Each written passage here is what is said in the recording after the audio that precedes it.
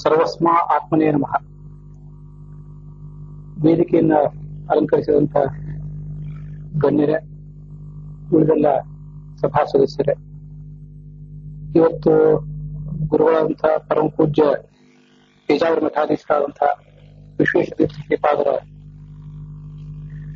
ಬೃಂದಾವನಸ್ಥರಾದಂಥ ಪ್ರಸಂಗದ ಸಂತಾಪ ಸೂಚನೆಗಾಗಿ ನಾವೆಲ್ಲ ಇಲ್ಲಿ ಸೇರಿದ್ದೇವೆ. ಅವರ ಈ ಕಾರ್ಯಕ್ರಮಕ್ಕೆ ಗುರು ಸಂಸ್ಮರಣ ಕಾರ್ಯಕ್ರಮ ಅಂತ ನಾವೆಲ್ಲ ಅದನ್ನು ಭಾವಿಸ್ತೇವೆ.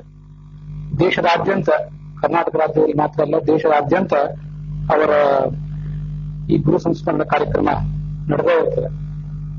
ಗುರುಗಳನ್ನ ಸ್ಮರಣೆ ಮಾಡಿಕೊಂಡು ಆ ಮೂಲಕ ನಾವು ಅವ್ರು ಹಾಕಿಕೊಟ್ಟಂತ ಮಾರ್ಗದಲ್ಲಿ ನಡೆಯುವುದೇನಿದೆ ಅದು ವಾಸ್ತವಿಕವಾಗಿ ಅವರಿಗೆ ನಾವು ಸಲ್ಲಿಸುವಂತಹ ಒಂದು ಕೃತಜ್ಞತೆ ಮತ್ತು ಗುರು ಸಂಸ್ಮರಣ ಅಂತ ಕರೆಸ್ಕೋತದೆ. ಸಂಸ್ಕೃತದ ಕೆಲವು ಸುಭಾಷಿತಗಳು ನಾವು ಬಹಳ ಸಣ್ಣವರಿದ್ದಾಗ ಓದಿದಾಗ ಅದರ ತಾತ್ಪರ್ಯ ಏನು ಅಂತ ನಮಗೆ ತಿಳಿತಿರ್ಲಿಲ್ಲ. ಕ್ರಮವಾಗಿ ನಮ್ಮ ಜೀವಮಾನದ ಅನುಭವ ಹೆಚ್ಚಿದಂತೆ, ನಮ್ಮ ಜ್ಞಾನ ಹೆಚ್ಚಿದಂತೆ ಈ ಸುಭಾಷಿತಗಳು, ಕೆಲವು ಸೂಕ್ತಿಗಳು ಇಂತಹ ಮಹಾತ್ಮರ ಕುರಿತಾಗಿಯೇ ನಿರ್ಮಿತವಾದದ್ದಾಗಿರ್ಬೇಕು, ಅವರನ್ನ ಕುರಿತಾಗಿಯೇ ರಚಿತವಾಗಿದ್ದಾಗಿರ್ಬೇಕು ಅಂತ ನನಗೆ ಭಾಸ ಆಗಲಿಕ್ಕೆ ಅಂತದೊಂದು ಮಾತು, ಅಯಂ ನಿಜ ಪರೋವೇತಿ ಗಣನಾ ಲಘುಚೇತಸಾಂ ಉದಾರ ಚರಿತಾನಂತೂ ವಸುಧೈವ ಕುಟುಂಬಕಂ ಅಂತ ಸಂಸ್ಕೃತದ ಒಂದು ಸುಭಾಷಿತ. ನಾವು ಸಮಾಜದಲ್ಲಿ ಯಾರೇ ನಮ್ಗೆ ಎದುರಾದರೂ ಇವನು ನಮ್ಮವನ ಅಥವಾ ಬೇರೆಯವನ ಅಂತ ಹೀಗೆಲ್ಲ ಪರಿಗಣನೆ ಪಡೆದಿರ್ತೇವೆ. ಇವನು ಹಿಂದೂ ಅಲ್ಲವೇ ಇದ್ದವನ, ಹಿಂದೂಗಳಲ್ಲಿ ಯಾವ ಪಂಗಡದವನು, ನಮಗೆ ತೀರಾ ಹತ್ತಿರದ ಪಂಗಡಕ್ಕೆ ಸೇರಿರ್ಬೇಕು ನಮ್ಮ ಸುತ್ತಮುತ್ತಲಿದ್ದವರು. ನಾವು ಪ್ರತಿಯೊಬ್ಬರು ತೀರಾ ನಮ್ಮ ಸಮೀಪಕ್ಕೆ ಯಾರು ಕಾಣ್ತಾರೆ ಅಂಥವ್ರನ್ನ ಪ್ರೀತಿಸುವುದು, ಅಂಥವ್ರನ್ನ ಯಾವ್ದಾದ್ರು ಕಾರಣಕ್ಕಾಗಿ ನಮ್ಮ ಸಮೀಪದ ಒಡನಾಟಕ್ಕೆ ಬಿಟ್ಕೊಳ್ಳೋದು, ಇಂಥದನ್ನೆಲ್ಲ ಮಾಡ್ತಿರ್ತೇವೆ. ಆದ್ರೆ ಇದು ಲಘುಚೇತಸ, ಯಾರು ನ್ಯಾರೋ ಮೈಂಡೆಡ್ ಇದ್ದಾರೆ, ಯಾರು ಸಂಕುಚಿತ ಬುದ್ಧಿಯವರಿದ್ದಾರೆ, ಅವರು ಸಂಪರ್ಕಕ್ಕೆ ಬಂದಂತ ವ್ಯಕ್ತಿಗಳನ್ನ ಇವರು ನಮ್ಮವರು, ಬೇರೆಯವರು, ನಮ್ಮ ವರ್ಗಕ್ಕೆ ಸೇರಿದವರು, ಬೇರೆ ಪಂಗಡಕ್ಕೆ ಸೇರಿದವರು, ನಮ್ಮ ಊರಿಗೋ ಬೇರೆ ದೇಶಕ್ಕೆ ಸೇರಿದವರು, ಈ ಎಲ್ಲ ಲೆಕ್ಕಾಚಾರ ಹಾಕ್ತಿರ್ತಾರೆ.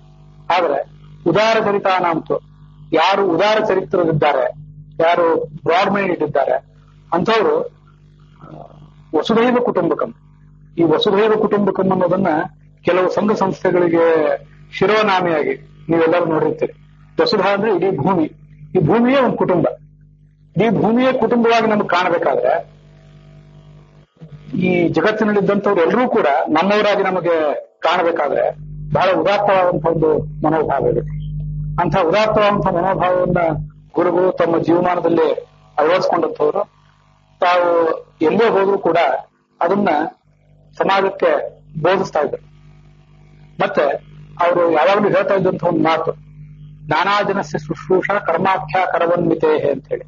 ನಾವು ಈ ಸಮಾಜದಲ್ಲಿ ಇದ್ದೇವೆ ಅಂದ್ಮೇಲೆ ನಾವು ಗೌರ್ಮೆಂಟ್ಗೆ ಒಂದು ರೀತಿ ಟ್ಯಾಕ್ಸ್ ಕೊಡ್ತೇವೆ. ಪ್ರತಿಯೊಂದು ಉದ್ಯೋಗಕ್ಕೂ, ಪ್ರತಿಯೊಂದು ವ್ಯಾಪಾರಕ್ಕೂ ಒಂದಲ್ಲ ಒಂದು ರೀತಿಯಾದಂತಹ ಟ್ಯಾಕ್ಸ್ ಇರ್ತದೆ, ಕರ ಇರ್ತದೆ. ನಾವು ಇಲ್ಲಿ ಹುಟ್ಟಿ ಬಂದಿದ್ದೇವೆ ಅಂದ ಮೇಲೆ ಸಾಯುವವರೆಗೂ ನಾವು ಈ ಭಗವಂತರ ಸಾಮ್ರಾಜ್ಯದಲ್ಲಿದ್ದೇವೆ. ಅದಕ್ಕೆ ಕೊಡಬೇಕಾದಂತಹ ಟ್ಯಾಕ್ಸ್ ಯಾವುದು ಅಂದ್ರೆ ನಾನಾ ಜನಸ್ಯ ಶುಶ್ರೂಷ. ನಾನಾ ರೀತಿಯಾದಂತಹ ಜನ ಇಲ್ಲಿದ್ದಾರೆ. ಅವರು ಹಿಂದೂಗಳಾಗಿರ್ಬೋದು, ಹಿಂದೂಗಳು ಅಲ್ಲವೇ ಇದ್ದವರು ಇರ್ಬೋದು, ಮತ್ತೆ ಯಾವುದೇ ಜಾತಿ, ಜನವರ್ಗ, ಪಂಗಡ ಇತ್ಯಾದಿಗಳು ಸೇರಿದವರಾಗಿರ್ಬೋದು. ಪ್ರತಿಯೊಬ್ಬರ ಸೇವಾ ಮಾಡುವುದು ಕೂಡ ನಮ್ಮ ಕರ್ತವ್ಯ ಆಗಿದೆ. ಇದು ಭಗವಂತನಿಗೆ ನಾವು ಕೊಡುವಂತಹ ಟ್ಯಾಕ್ಸ್ ಆಗಿದೆ ಅಂತ ಅವ್ರು ಯಾವತ್ತೂ ಕೂಡ ತಮ್ಮ ಜೀವಮಾನದಲ್ಲಿ ಹೇಳ್ತಾ ಇದ್ರು. ಇಂತಹ ಅದ್ಭುತವಾದಂತಹ ಉದಾರವಾದಂತಹ ವ್ಯಕ್ತಿತ್ವವನ್ನು ಅವರು ಅಳವಡಿಸಿಕೊಂಡಂತವರು ಮತ್ತು ಪ್ರತಿಯೊಬ್ಬರು ಕೂಡ ಸಮಾಜದ ಸದಸ್ಯರಾದವರು ಅದೇ ರೀತಿಯಾಗಿ ಬದುಕಬೇಕು ಅಂತ ಅವರು ಉಪದೇಶಿಸ್ತಾ ಇದ್ರು ಕೂಡ. ನನಗೆ ಮಹಾಭಾರತದ ಶಾಂತಿ ಪರ್ವದ ಒಂದು ಮಾತು ಮೇಲಿನ ಮೇಲೆ ನೆನಪಿಗೆ ಬರ್ತದೆ. ಉಭೌ ಹಿ ಮಾತಾಪಿತರವು ಜನ್ಮನ್ಯೇವ ಉಪಯುಜ್ಯತಃ ಗುರು ಗರಿಯಾನ್ ಮಾತೃತಃ ಪಿತೃತಶ್ಚ ಇತಿ ನೇಮತಿ. ತಂದೆ ತಾಯಂದಿರು ನಮ್ಮ ಪಾಲಿಗೆ ಬಹಳ ದೊಡ್ಡವರು, ಆದ್ರೆ ಗುರು ಈ ತಂದೆ ತಾಯಂದಿರಿಗಿಂತಲೂ ಬಹಳ ದೊಡ್ಡವನು ಅಂತ ನನ್ನ ಅಭಿಪ್ರಾಯ. ಇದು ಭೀಷ್ಮರು ಯುಧಿಷ್ಠಿರನಿಗೆ, ಧರ್ಮರಾಜನಿಗೆ ಹೇಳುವಂತ ಮಾತು. ಯಾಕೆಂದ್ರೆ ಉಭೌ ಹಿ ಮಾತಾಪಿತರವು ಜನ್ಮನ್ಯೇವ ಉಪಯುಜ್ಯತಃ. ನಾವು ಹುಟ್ಟಲಿಕ್ಕೆ ಕಾರಣರಾರು ತಂದೆ ಮತ್ತು ತಾಯಿ. ಹುಟ್ಟಿದ ಮೇಲೆ ನಾವು ಮಾಡುವಂತಹ ವಿದ್ಯಾಭ್ಯಾಸ, ಸಮಾಜದಿಂದ ನಾವು ಕಲಿಯುವುದು, ಮುಂದೆ ನಾವು ಮಾಡುವಂತಹ ವೃತ್ತಿಗಳು, ಅದರ ಮೇಲೆ ತಂದೆ ತಾಯಂದಿರಿಗೆ ಹಿಡಿತ ಇರ್ತದೋ ಇಲ್ಲೋ ಅಂತ ಹೇಳಿ ಬರೋದಿಲ್ಲ. ಆದ್ರೆ ಈ ಗುರುವಾದವನು ನಮಗೆ ತಂದೆ ತಾಯಿಂದ ಕೊಡುವಂತ ಹುಟ್ಟಿನಕ್ಕಿಂತ ಭಿನ್ನವಾದಂತ ಮತ್ತೊಂದು ಹುಟ್ಟು, ಮತ್ತೊಂದು ಜನ್ಮ, ಅದನ್ನು ನಮಗೆ ಗುರುವಾದವನು ಕೊಡ್ತಾನೆ. ಜ್ಞಾನದ ಮೂಲಕ ಆ ಹುಟ್ಟನ್ನು ಕೊಟ್ಟು ನಮಗವನು ಮುನ್ನಡೆಸ್ತಾನೆ. ಅಂತ ಜ್ಞಾನದ ಜನ್ಮ ಅದನ್ನ ನಮ್ಗೆಲ್ರಿಗೂ ಕೊಟ್ಟವರು. ನಾವು ತೀರಾ ಸಮೀಪಕ್ಕಿದ್ದಂತ ಶಿಷ್ಯರು ನಮಗೂ ಕೊಟ್ಟವರು. ಸಮಾಜಕ್ಕೆ ಪ್ರತಿಯೊಬ್ಬರಿಗೂ ಕೂಡ ಜ್ಞಾನದ ಒಂದು ಹುಟ್ಟನ್ನು ಕೊಟ್ಟು ಆ ಮೂಲಕ ಸಮಾಜವನ್ನು ಎತ್ತಿ ಹಿಡಿದವರು. ಅವರು ನಮಗೆ ತಂದೆ ತಾಯಿನೂ ಆಗಿದ್ರು, ಗುರುವೂ ಆಗಿದ್ರು ಅಂತ ಕೆಲವು ಪ್ರಸಂಗಗಳು ನನಗೆ ಮೇಲಿನ ಮೇಲೆ ನೆನಪಿಗೆ ಬರ್ತಿರ್ತವೆ. ಇದು 1993-94 ಇಸ್ವಿ ಆಗಿದ್ದಿರ್ಬೇಕು. ಮಹಾರಾಷ್ಟ್ರದ ಒಂದು ಭಾಗದಲ್ಲಿ ಗುಣ ಅಂತ ಒಂದು ಜಿಲ್ಲೆ, ಅಲ್ಲಿಂದ ನಮ್ಗೆ ನೆನಪು. ಅಲ್ಲಿ ಸಂಚಾರ ಮಾಡ್ತಾ ಇದ್ವು, ಸ್ವಾಮಿಗಳ ಜೊತೆ ನಾವಿದ್ದೆವು. ಆ ಊರಿಗೆ ಹೋಗಿ ಮುಟ್ಟಿದಾಗ ರಾತ್ರಿ 11 ಗಂಟೆ 15 ನಿಮಿಷ ಆಗಿತ್ತು. ಇನ್ನ ಒಂದು 5 ನಿಮಿಷದಲ್ಲಿ ಆಹಾರ ತಯಾರಾಗೋದಿಲ್ಲ. ನಿಮ್ಗೆಲ್ಲ ಗೊತ್ತಿದೆ, ಸಂಪ್ರದಾಯಬದ್ಧವಾಗಿ ಆಹಾರ ತಯಾರಾಗಬೇಕಾದ್ರೆ ಅರ್ಧ ಮುಕ್ಕಾಲು ಗಂಟೆ ಬೇಕು. ಸ್ವಾಮಿಗಳು ಸುತ್ತಮುತ್ತಲು ನೋಡಿದ್ರು. ಇವರು ಕೆಲವರು ಕರ್ಮಠರಾದವರು, ಬಹಳ ಮಡಿಮೇಲಿಗೆ ಮಾಡುವಂತ ಶಿಷ್ಯರು 12 ಗಂಟೆ ಆದ್ಮೇಲೆ ನೀವು ಊಟ ಮಾಡೋದಿಲ್ಲ ಅಂತ ಗೊತ್ತಾಯ್ತು ಸ್ವಾಮಿಗಳಿಗೆ. ಆದ್ರೆ 12 ಗಂಟೆ ಒಳಗೆ ಅಡಿಗೆ ತಯಾರು ಮಾಡಿ ಊಟ ಬಿಡಿಸುವಂತ ಪರಿಸ್ಥಿತಿಯಲ್ಲಿ ಇರಲಿಲ್ಲ. ಕೂಡಲೇ ಎಲ್ಲಾರನ್ನು ಕರೆದು, ಇದು ನನ್ನ ಆದೇಶ ಇದೆ, ಇವತ್ತು ನನ್ನ ಅಪ್ಪಣೆಯನ್ನು ನೀವು ಯಾರು ಮೀರ್ತಕ್ಕದ್ದಲ್ಲ. ಅದು ಏನು ಅಂತ ಕೇಳಿದ್ರೆ 12 ಮೀರಿದ್ರು ನೀವು ಊಟ ಮಾಡ್ಬೇಕು, ನೀವು ಯಾವತ್ತೂ ಉಪವಾಸ ಇರ್ತಕ್ಕದ್ದಲ್ಲ ಅಂತ ನಮ್ಗೆ ಅವರು ಆಜ್ಞೆ ಮಾಡಿದ್ರು. ಇದು ಎಲ್ಲಾ ಶಾಸ್ತ್ರದ ಮಾತುಗಳಿಗಿಂತ ಆ ಗುರುಗಳು ಕೊಟ್ಟಿರುವಂತ ಆಜ್ಞೆ ಏನಿದೆ ಅದು ಬಹಳ ದೊಡ್ಡದು ಅಂತ ನಾವೆಲ್ಲ ಭಾವಿಸಿದ್ವಿ. ಆ ಪ್ರಕಾರ ಅವತ್ತು ರಾತ್ರಿ ಊಟನೂ ಕೂಡ ಮಾಡಿದ್ವಿ. ಇದು ತಾಯಿ ತಂದೆಯಾಗಿ ಹೇಗೆ ತಂದೆ ತಾಯಂದಿರು ತಮ್ಮ ಮಕ್ಕಳನ್ನು ಬೆಳೆಸ್ತಾರೆ, ಆ ಪ್ರಕಾರ ಇವರು ನಮ್ಮನ್ನು ಬೆಳೆಸಿದಂತ ಒಂದು ರೀತಿ ಕೇವಲ ಬರೀ 12 ವರ್ಷದಲ್ಲಿ ಮಾತ್ರ ಅಲ್ಲ, ಒಟ್ಟಾರೆ ಈಗಲೂ ಕೂಡ ನಮ್ಗೆ ಅವರು ತಂದೆ ತಾಯಿಂದರಂತೆ ಯಾವತ್ತೂ ಮಾರ್ಗದರ್ಶನ ಮಾಡ್ತಾ ಇದ್ರು. ಗುರುವಾಗಿಯೂ ಕೂಡ ಅವರು ಮಾರ್ಗದರ್ಶನ ಮಾಡಿಯೇ ಇದ್ದಾರೆ, ನಮಗೆ ಮಾರ್ಗದರ್ಶನ ಮಾಡಿದ್ದಾರೆ, ಸಮಾಜದಲ್ಲಿರುವಂತಹ ಉಳಿದೆಲ್ಲರಿಗೂ ಕೂಡ ಮಾರ್ಗದರ್ಶನ ಮಾಡಿದ್ದಾರೆ. ನಾವು ಶಾಸ್ತ್ರ ಗ್ರಂಥಗಳಲ್ಲಿರುವಂತಹ ಯಾವುದಾದ್ರು ಒಂದು ಅತ್ಯಂತ ಗೂಢವಾದಂತಹ ಪ್ರಶ್ನೆ ಅದನ್ನ ಅವ್ರ ಮುಂದೆ ಇಟ್ಟರೆ ಅವರು ನನಗೆ ಈಗ ಸಮಯ ಇಲ್ಲ, ಆಮೇಲೆ ಬಾ ಅಂತ ಈಗ ಯಾರು ಹೇಳ್ತಿರ್ಲಿಲ್ಲ. ನನಗಂತಹ ಅನೇಕ ಪ್ರಸಂಗಗಳು ಇರ್ತವೆ. ಬೆಳಿಗ್ಗೆ ಸುಮಾರು 5:45 ಹೊತ್ತಿಗೆ ಅವ್ರು ಎಲ್ಲರಿಗೂ ಪಾಠ ಮಾಡ್ತಿದ್ರು. ಅವ್ರು 4:15 ಎದ್ದು ಯೋಗಾಸನ ಇತ್ಯಾದಿಗಳನ್ನು ಮುಗಿಸಿ ತಯಾರಾಗಿರ್ತಿದ್ರು. 5:45 ಹೊತ್ತಿಗೆ ಬೆಳಿಗ್ಗೆ ಪಾಠ ಮಾಡ್ತಿದ್ರು. ಯಾಕಂದ್ರೆ ಆ ಸಮಯದಲ್ಲಿ ಭೇಟಿ ಆಗ್ಲಿಕ್ಕೆ ಯಾರು ಬರೋದಿಲ್ಲ. ಪಾಠ ಮಾಡಿ ಮುಗಿಸಿದ ಮೇಲೆ ನಾನೊಂದೇನೋ ಅವ್ರನ್ನ ಪ್ರಶ್ನೆ ಕೇಳಿದೆ. ಅವರು, ನೀನು ರೂಮಿಗೆ ಹೋಗು, ನಾನು ಆಮೇಲೆ ನಿನ್ಗೆ ಉತ್ತರ ಹೇಳ್ತೀನಿ ಹೇಳಿ ಕಳಿಸಿದ್ರು. ಮುಂದೆ ಅವ್ರು ಸ್ನಾನ ಮಾಡುವಾಗ ಮತ್ತೆ ಅವ್ರ ಸೇವಕರ ಹತ್ರ ಹೇಳಿ ಕಳಿಸಿದ್ರು, ಅವ್ರು ಕರಿ ಅಂತ ಹೇಳಿ. ಅವ್ರು ಸ್ನಾನ ಮಾಡ್ತಾ ಮಾಡ್ತಾ ಆ ಒಂದು ಪ್ರಶ್ನೆಗೇನು ನಾನು ಕೇಳಿದ ಪ್ರಶ್ನೆಗೆ ಉತ್ತರ ಹೇಳಿದ್ರು.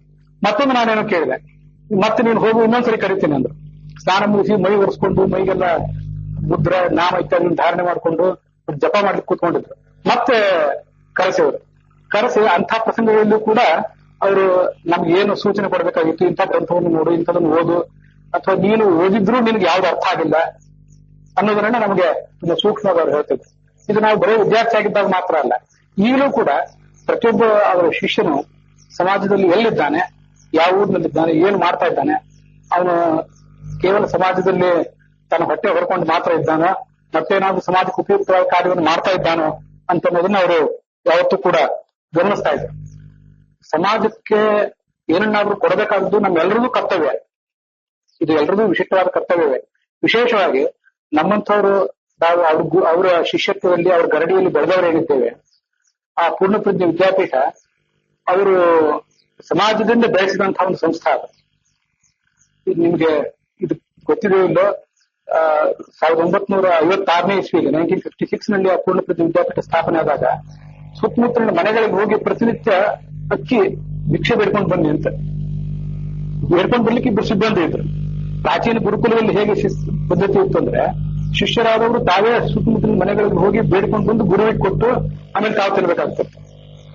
ಆ ಥರದ್ದು ಈಗ ಸ್ವಲ್ಪ ಮಾರ್ಪಾಡು ಕಂಡಿತ್ತು ಅಷ್ಟೇ. ನಾವೇ ಶಿಷ್ಯರಾದವರು ಎಲ್ಲ ಕಡೆ ಬೇಡ್ಕೊಂಡು ಬರ್ಲಿಕ್ಕೆ ಸ್ವಾಮಿಗಳು ನಮ್ಗೆ ಪರ್ಮಿಷನ್ ಕೊಟ್ಟಿರ್ಲಿಲ್ಲ. ನೀವಿದ್ದು ಇಲ್ಲಿ ಓದಿ ಸಾಕು, ನಿಮ್ಮ ಯೋಗಕ್ಷೇಮವನ್ನು ನಾವೆಲ್ಲರೂ ನೋಡ್ತೇವೆ. ನೀವು ಬಡತನದ ಹಿನ್ನೆಲೆಯಿಂದ ಬಂದವರು, ಶ್ರೀಮಂತಿಕೆ ಹಿನ್ನೆಲೆಯಿಂದ ಬಂದವರು, ಅದರ ಮುಖ್ಯ ಅಲ್ಲ. ನೀವಿಲ್ಲಿದ್ದು ಓದಿದ್ರೆ ಸಾಕು, ನೀವು ಬೇಕಾದ ಯೋಗಕ್ಷೇಮವನ್ನೆಲ್ಲ ನಾನ್ ನೋಡ್ಕೊಳ್ತೇನೆ ಅಂತ ಅವರು ನೋಡ್ಕೊಳ್ತಿದ್ರು. ಹೀಗೆ ಎಷ್ಟೋ ಕಾಲ ಅತ್ಯಂತ ಕಷ್ಟದಿಂದ ನಡೆದಂತಹ ಒಂದು ಸಂಸ್ಥೆ ಅದು. ಕೊನೆ ಕಾಲಕ್ಕೆ ಅದು ತನ್ನ ಕಾಲ ಮೇಲೆ ತಾನು ನಿಂತು ಅದು ತುಂಬಾ ಸದೃಢವಾಗಿ ನಿಲ್ಲುವಂತಹ ಅವಕಾಶನೂ ಕೂಡ ಬಂತು.